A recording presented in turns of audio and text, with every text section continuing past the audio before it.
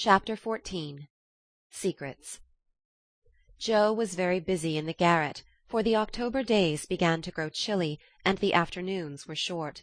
For 2 or 3 hours the sun lay warmly in the high window, showing Joe seated on the old sofa writing busily, with her papers spread out upon a trunk before her, while Scrabble, the pet rat, promenaded the beams overhead, accompanied by his oldest son, a fine young fellow who was evidently very proud of his whiskers. Quite absorbed in her work, Joe scribbled away till the last page was filled, when she signed her name with a flourish and threw down her pen, exclaiming, "There! I've done my best. If this won't suit, I shall have to wait till I can do better." Lying back on the sofa, she read the manuscript carefully through, making dashes here and there, and putting in many exclamation points which looked like little balloons. Then she tied it up with a smart red ribbon, and sat a minute looking at it with a sober, wistful expression which plainly showed how earnest her work had been. Joe's desk up here was an old tin kitchen which hung against the wall. In it she kept her papers and a few books, safely shut away from Scrabble, who, being likewise of a literary turn, was fond of making a circulating library of such books as were left in his way by eating the leaves. From this tin receptacle Joe produced another manuscript, and putting both in her pocket, crept quietly downstairs, leaving her friends to nibble on her pens and taste her ink. She put on her hat and jacket as noiselessly as possible, and going to the back entry window, got out upon the roof of a low porch, swung herself down to the grassy bank, and took a roundabout way to the road. Once there, she composed herself, hailed a passing omnibus, and rolled away to town, looking very merry and mysterious. If any one had been watching her, he would have thought her movements decidedly peculiar, for on alighting she went off at a great pace, till she reached a certain number in a certain busy street. Having found the place with some difficulty, she went into the doorway, looked up the dirty stairs, and after standing stock still a minute, suddenly dived into the street and walked away as rapidly as she came. This manoeuvre she repeated several times, to the great amusement of a black-eyed young gentleman lounging in the window of a building opposite. On returning for the 3rd time, Joe gave herself a shake, pulled her hat over her eyes, and walked up the stairs, looking as if she were going to have all her teeth out.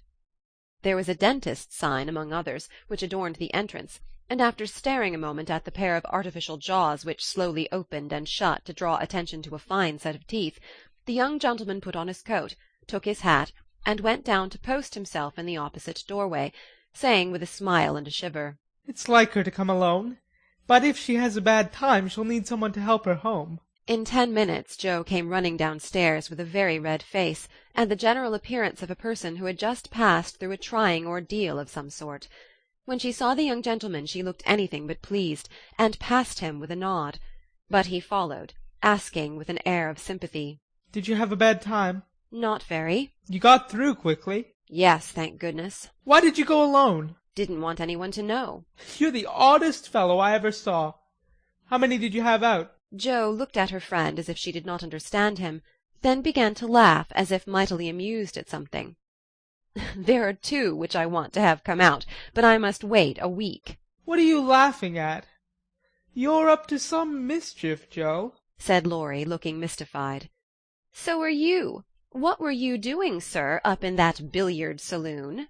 "Begging your pardon, ma'am, it wasn't a billiard saloon, but a gymnasium, and I was taking a lesson in fencing." "I'm glad of that." "Why?" "You can teach me, and then when we play Hamlet you can be Laertes, and will make a fine thing of the fencing scene."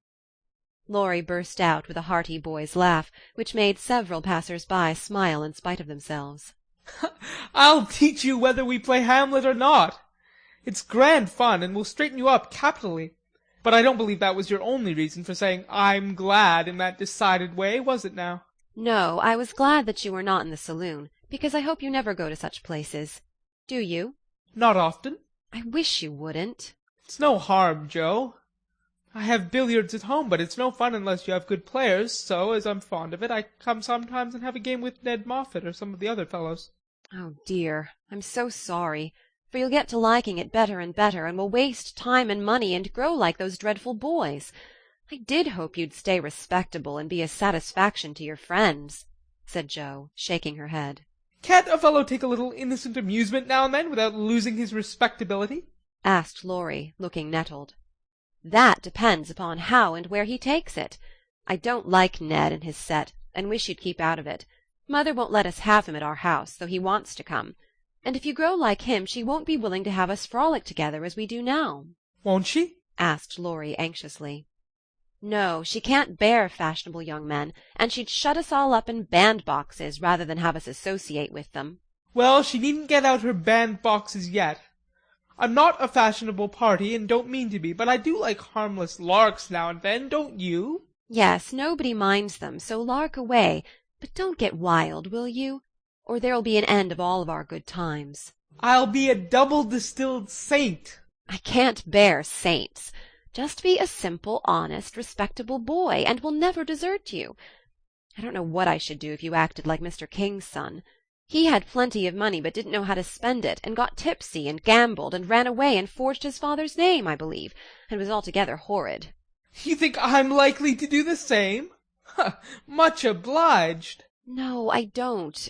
Oh, dear, no. But I hear people talking about money being such a temptation, and I sometimes wish you were poor. I shouldn't worry then." Do you worry about me, Joe? "A little, when you look moody and discontented as you sometimes do. For you've got such a strong will, if you once get started wrong, I'm afraid it will be hard to stop you." Laurie walked in silence a few minutes, and Joe watched him, wishing she had held her tongue, for his eyes looked angry, though his lips smiled as if at her warnings. Are you going to deliver lectures all the way home? he asked presently. "Of course not. Why?" Because if you are, I'll take a bus. If you're not, I'd like to walk with you and tell you something very interesting. "I won't preach any more, and I'd like to hear the news immensely." Very well then, come on. It's a secret, and if I tell you, you must tell me yours. "I haven't got any," began Joe, but stopped suddenly, remembering that she had. You know you have. You can't hide anything, so up and fess, or I won't tell. cried Laurie. "Is your secret a nice one?" Oh, isn't it? All about people you know, and such fun. You ought to hear it, and I've been aching to tell it this long time. Come, you begin. "You'll not say anything about it at home, will you? Not a word. And you won't tease me in private?" I never tease. "Yes, you do. You get everything you want out of people. I don't know how you do it, but you are a born wheedler." Thank you. Fire away. "Well, I've left 2 stories with a newspaper man, and he's to give his answer next week," whispered Joe in her confidant's ear. Hurrah for Miss March, the celebrated American authoress! cried Laurie, throwing up his hat and catching it again, to the great delight of 2 ducks, 4 cats, 5 hens, and half a dozen Irish children, for they were out of the city now. "Hush! It won't come to anything, I dare say, but I couldn't rest till I had tried, and I said nothing about it because I didn't want anyone else to be disappointed." It won't fail. Why, Joe, your stories are works of Shakespeare compared to half the rubbish that is published every day. Won't it be fun to see them in print, and shan't we feel proud of our authoress? Joe's eyes sparkled, for it is always pleasant to be believed in, and a friend's praise is always sweeter than a dozen newspaper puffs. "Where's your secret? Play fair, Teddy, or I'll never believe you again," she said, trying to extinguish the brilliant hopes that blazed up at a word of encouragement. I may get into a scrape for telling, but I didn't promise not to, so I will. For I never feel easy in my mind till I've told you any plummy bit of news I get. I know where Meg's glove is. "Is that all?" said Joe, looking disappointed, as Laurie nodded and twinkled with a face full of mysterious intelligence. It's quite enough for the present, as you'll agree when I tell you where it is. "Tell, then." Laurie bent and whispered 3 words in Joe's ear, which produced a comical change.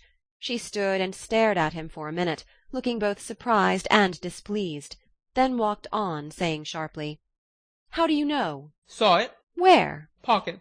"All this time?" Yes, isn't that romantic? "No, it's horrid." Don't you like it? "Of course I don't. It's ridiculous. It won't be allowed. My patience, what would Meg say?" You're not to tell anyone, mind that. "I didn't promise." That was understood, and I trusted you. "Well, I won't for the present, anyway. But I'm disgusted and wish you hadn't told me." I thought you'd be pleased. "At the idea of anybody coming to take Meg away? No, thank you." You'll feel better about it when somebody comes to take you away. "I'd like to see anyone try it," cried Joe fiercely. So should I. And Laurie chuckled at the idea. I don't think secrets agree with me. I feel rumpled up in my mind since you told me that," said Joe rather ungratefully. Race down this hill with me and you'll be all right, suggested Laurie. No one was in sight. The smooth road sloped invitingly before her, and finding the temptation irresistible, Joe darted away, soon leaving hat and comb behind her and scattering hairpins as she ran. Laurie reached the goal first and was quite satisfied with the success of his treatment, for his Atalanta came panting up with flying hair, bright eyes, ruddy cheeks, and no signs of dissatisfaction in her face. "Oh, I wish I was a horse! Then I could run for miles in this splendid air and not lose my breath. Ah, it was capital, but see what a guy it's made me. Go pick up my things like a cherub as you are," said Joe, dropping down under a maple tree, which was carpeting the bank with crimson leaves. Laurie leisurely departed to recover the lost property, and Joe bundled up her braids, hoping no one would pass by till she was tidy again. But some one did pass, and who should it be but Meg, looking particularly ladylike in her state and festival suit, for she had been making calls. "What in the world are you doing here?" she asked, regarding her dishevelled sister with well-bred surprise. "Getting leaves," meekly answered Joe, sorting the rosy handful she had just swept up. And hairpins, added Laurie, throwing half a dozen into Joe's lap. They grow on this road, Meg. So do combs and brown straw hats. "You have been running, Joe. How could you?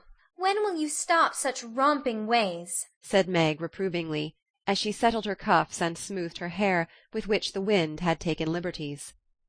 "Never till I'm stiff and old and have to use a crutch. Don't try to make me grow up before my time, Meg. It's hard enough to have you change all of a sudden. Let me be a little girl as long as I can." As she spoke, Joe bent over the leaves to hide the trembling of her lips, for lately she had felt that Margaret was fast getting to be a woman, and Laurie's secret made her dread the separation which must surely come some time, and now seemed very near.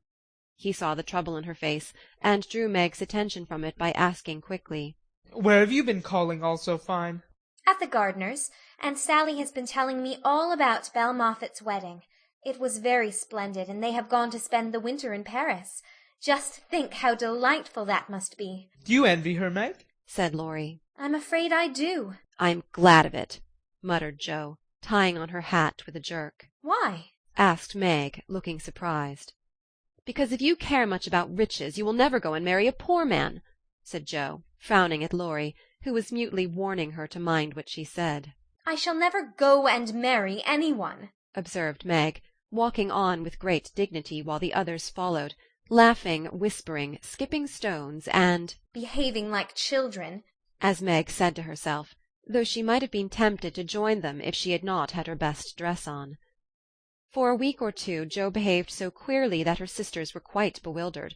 She rushed to the door when the postman rang, was rude to Mr. Brooke whenever they met, would sit looking at Meg with a woebegone face, occasionally jumping up to shake and then kiss her in a very mysterious manner. Laurie and she were always making signs to one another and talking about spread eagles, till the girls declared they had both lost their wits. On the second Saturday after Joe got out of the window, Meg, as she sat sewing at her window, was scandalized by the sight of Laurie chasing Joe all over the garden and finally capturing her in Amy's bower.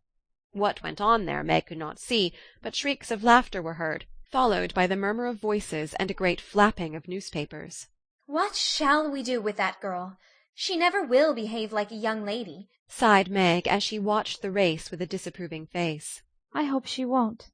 She's so funny and dear as she is," said Beth, who had never betrayed that she was a little hurt at Joe's having secrets with any one but her. "It's very trying, but we can never make her comme il la faut," added Amy, who sat making some new frills for herself, with her curls tied up in a very becoming way, two agreeable things that made her feel unusually elegant and ladylike. In a few minutes Joe bounced in, laid herself on the sofa, and affected to read. "Have you anything interesting there?" asked Meg with condescension. "Nothing but a story, which won't amount to much, I guess," returned Joe, carefully keeping the name of the paper out of sight. "You'd better read it aloud. That will amuse us and keep you out of mischief," said Amy in her most grown-up tone. "What's the name?" asked Beth, wondering why Joe kept her face behind the sheet. "The Rival Painters." "That sounds well. Read it," said Meg. With a loud "Ahem!" and a long breath, Joe began to read very fast. The girls listened with interest, for the tale was romantic and somewhat pathetic, as most of the characters died in the end. I like that about the splendid picture, was Amy's approving remark as Joe paused. I prefer the lovering part. Viola and Angelo are two of our favorite names. Isn't that queer? said Meg, wiping her eyes, for the lovering part was tragical. Who wrote it? asked Beth, who had caught a glimpse of Joe's face. The reader suddenly sat up, cast away the paper, displaying a flushed countenance, and with a funny mixture of solemnity and excitement replied in a loud voice, "Your sister!" You? cried Meg, dropping her work. It's very good, said Amy critically. I knew it! I knew it! Oh, my Joe, I am so proud! And Beth ran to hug her sister and exult over this splendid success. Dear me, how delighted they all were, to be sure! How Meg wouldn't believe it till she saw the words Miss Josephine March actually printed in the paper. How graciously Amy criticized the artistic parts of the story, and offered hints for a sequel, which unfortunately couldn't be carried out, as the hero and heroine were dead. How Beth got excited, and skipped and sang with joy. How Hannah came in to exclaim, "Sakes alive! Well, I never!" in great astonishment at that Joe's doings. How proud Mrs. March was when she knew it. How Joe laughed, with tears in her eyes, as she declared she might as well be a peacock and done with it, and how the spread eagle might be said to flap his wings triumphantly over the house of March, as the paper passed from hand to hand. Tell us about it. When did it come? How much did you get for it? What will father say? Won't Laurie laugh? cried the family, all in one breath, as they clustered about Joe, for these foolish, affectionate people made a jubilee of every little household joy. "Stop jabbering, girls, and I'll tell you everything," said Joe, wondering if Miss Burney felt any grander over her Evelina than she did over her rival painters. Having told how she disposed of her tales, Joe added, "And when I went to get my answer, the man said that he liked them both, but didn't pay beginners, only let them print in his paper and noticed the stories. It was good practice, he said, and when the beginners improved, anyone would pay. So I let him have the 2 stories, and to-day this was sent to me, and Laurie caught me with it and insisted on seeing it, so I let him. And he said it was good, and I shall write more, and he's going to get the next paid for, and I am so happy, for in time I may be able to support myself and help the girls." Joe's breath gave out here, and wrapping her head in the paper, she bedewed her little story with a few natural tears, for to be independent and earn the praise of those she loved were the dearest wishes of her heart, and this seemed to be the first step toward that happy end.